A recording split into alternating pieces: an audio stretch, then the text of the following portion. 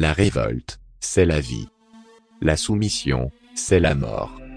Ce ne sont pas les rebelles qui créent les problèmes du monde, mais les problèmes du monde qui créent les rebelles. Ricardo Flores Magon. Ma France, notre France.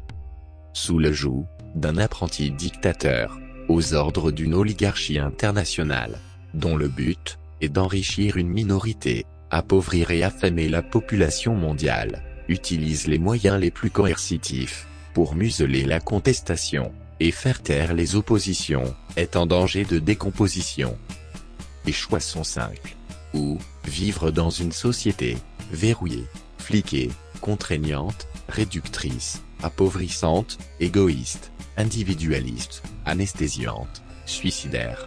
Ou s'engager en résistance, manifester, boycotter les obligations, désobéir, fraterniser, mettre en place des contre-pouvoirs, faire circuler les vraies informations. Il est encore temps d'enrayer la marche vers la dictature.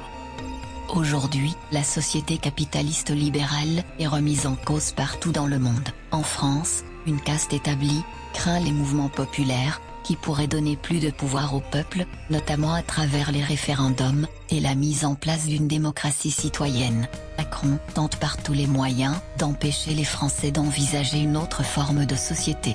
L'enjeu dépasse un problème de revendication, ou même de résistance à la tyrannie. Nous sommes en face d'un basculement qui doit impacter le futur de notre pays.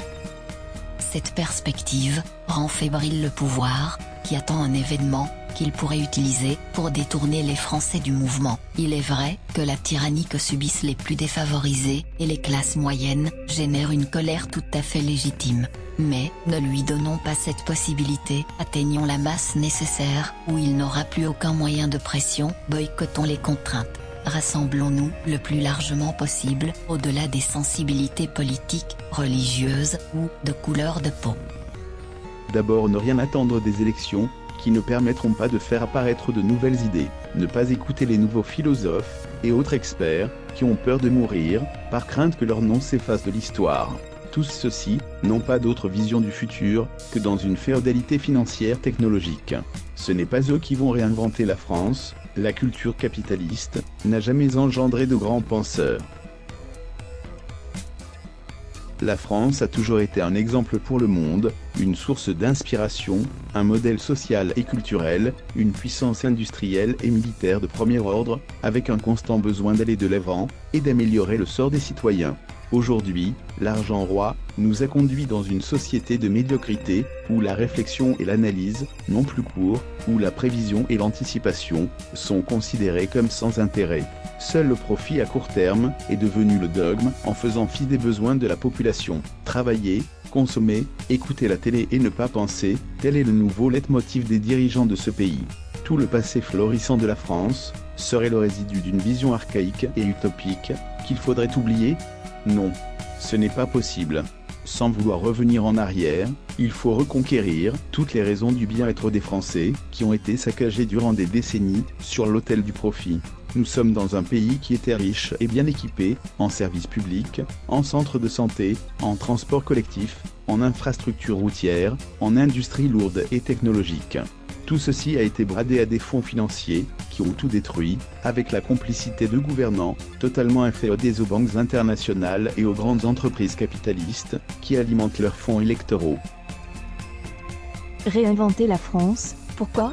Les occasions sont rares, où se présente la possibilité de vraiment changer notre vie et notre avenir. Le propos ici ne sera pas d'entrer dans le discours du monde d'après. Ce discours cache la volonté du système de faire un pas en avant vers une gouvernance mondiale encore plus intégrée dans un libéralisme-capitalisme supranational et totalement verticalisé. Il faut redescendre au niveau du citoyen, de sa vie, de ses besoins, de ses aspirations et de sa volonté d'être autre chose qu'un travailleur, un contribuable et un consommateur. L'intelligence ne se trouve pas chez les traders, les défenseurs d'une pseudo-science motivée par le profit, chez les philosophes en mal d'imagination, chez les experts autoproclamés qui alimentent les plateaux de télévision. La vraie intelligence est dans chacun de nous, avec nos acquis, notre vécu et notre volonté de construire une vie meilleure pour tous. Si nous sortons de notre sclérose, provoquée par un quotidien contraignant, Si nous cherchons les bonnes informations, avec la volonté d'agir pour le bien commun, alors nous ressentirons ce qu'est la fraternité, et la joie portée par l'action collective. Macron est un petit, égocentrique, méprisant, psychopathe, il veut seulement faire plaisir à ses mandataires, au détriment de la vie des Français, et de l'avenir du pays. Il doit dégager. Il est totalement aligné sur cette Europe du capital, qui ruine la France, et génère une dette considérable des États membres, pour faire pression sur leur politique publique et sociale. Ce consensus républicain, qui est dans la bouche de tous les parlementaires réactionnaires, n'est en fait que leur volonté de sauvegarder ce capitalisme qui sait très bien leur rendre la monnaie.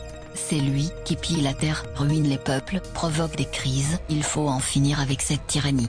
Toutes les valeurs sociales, culturelles, de notre pays, sont soumises à la volonté de quelques oligarques, français ou étrangers, qui veulent piller notre pays, et faire taire les Français. Contre les symboles insolents de la société de consommation, du luxe, et de l'asservissement économique, il faut préparer le printemps des peuples, changer et refonder notre société. L'enjeu est de le faire dans la coopération, et non dans le nationalisme, le rejet des minorités, et le repli identitaire.